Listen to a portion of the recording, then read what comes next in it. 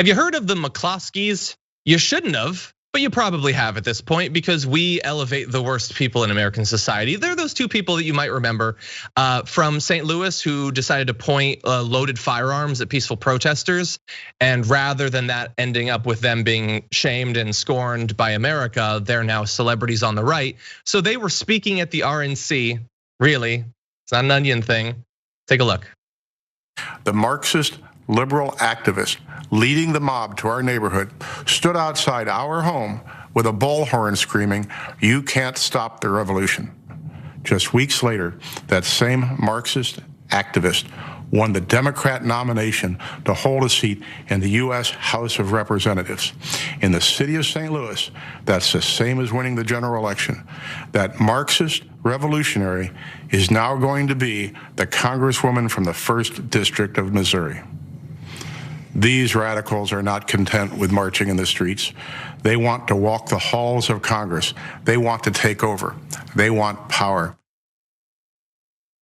Okay, I can't imagine a person less deserving of this ridiculous fear mongering than Cori Bush. I don't, Jordan. I know you're familiar with Cori Bush. Like, could we be any luckier than if we had 100, nay 1,000 Cori Bushes running for office all across the country? Instead, he thinks she is so on her face terrifying that not only should we be worried about her holding office, but we should indeed wield firearms to herald her coming. Yeah, as you said, we would be so lucky to have more Cori Bushes running for office. She's a single mom, she's a community activist, she's a nurse, she's a faith leader. I mean, what more could you ask for on the progressive left? And she embraces a progressive policy platform. And she defeated Lacey Clay, who was an old money corporate Democrat in St. Louis who's done pretty much nothing for the area. And she unseated him. That was fantastic, huge win. And he's, I think that the comment from him was actually like, really hypes her up and makes her sound even more badass. But that's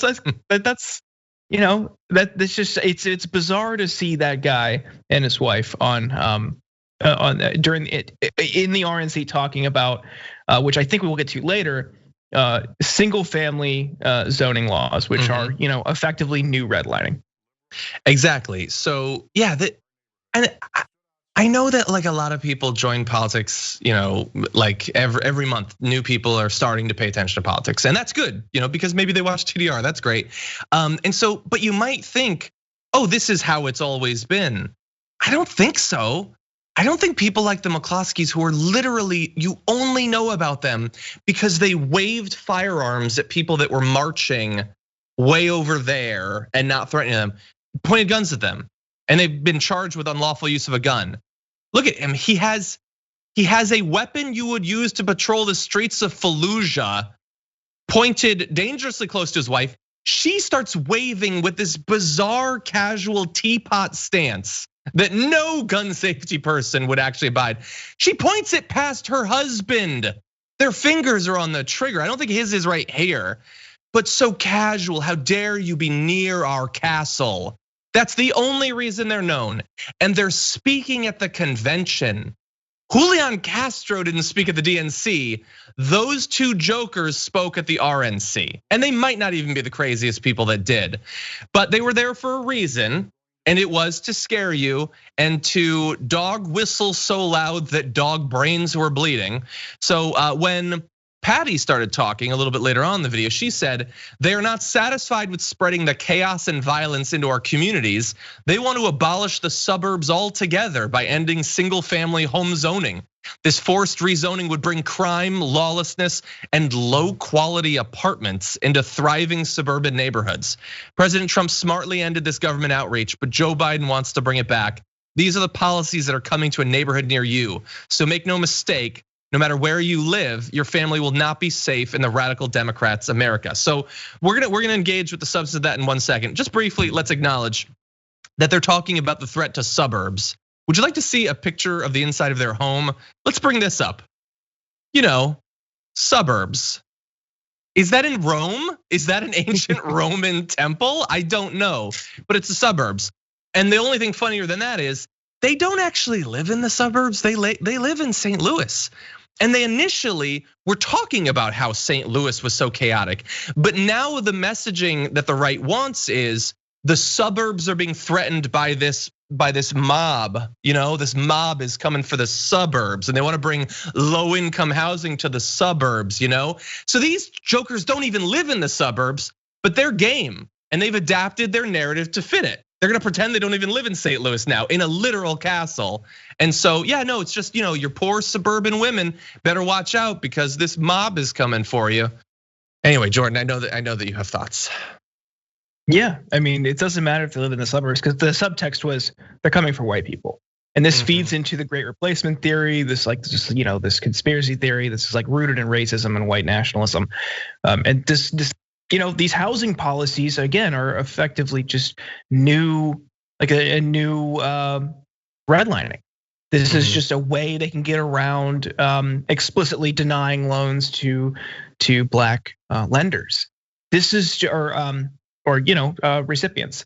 So this is just a way that they could say, oh well, this is only for single family homes, this is only for homeowners and stuff like that. Which as if someone was a victim of redlining and systemic effects of it for decades, and how that impacts education systems and income inequality and all these other disparities, those people are more likely to be in an apartment complex or sharing apartments across multiple families to make it more affordable and accessible.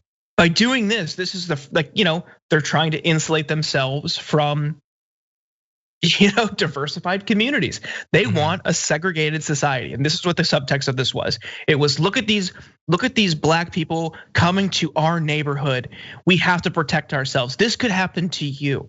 And it speaks to this type of fear in right-wing white Americans across the country. That it used to be just like, oh, they're destroying the cities, but now Antifa and Black Lives Matter and Marxists, they're gonna come to our house in the suburbs next, and they're gonna come for you.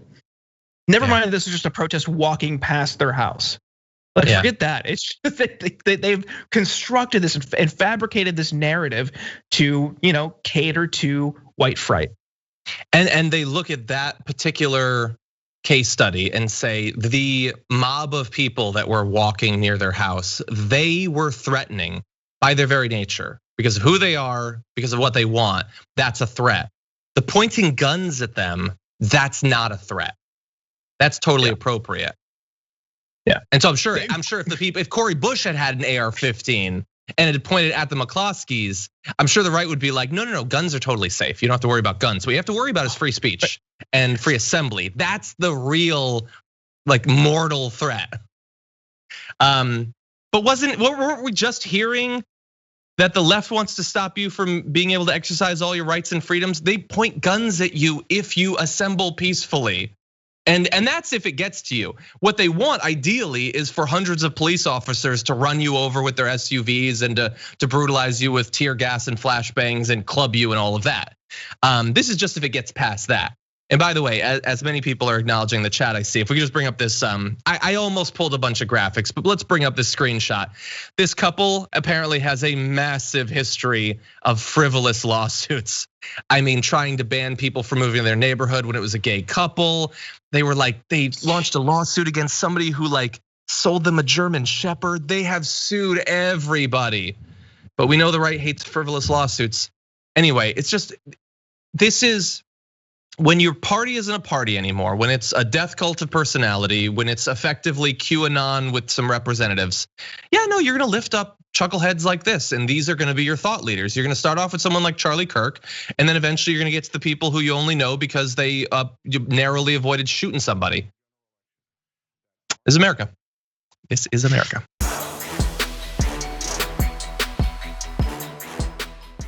Check out the Damage Report podcast each day, wherever you get your podcasts, whether Pocket Casts or Stitcher or iTunes. You can join me as I give you the news and stories you want, with a range of co-hosts and interview guests jumping in on the fun each day. Again, that's the Damage Report, wherever you get your podcasts. And if you get them at iTunes, don't forget to rate and review. Sometimes I'll read them live on the show.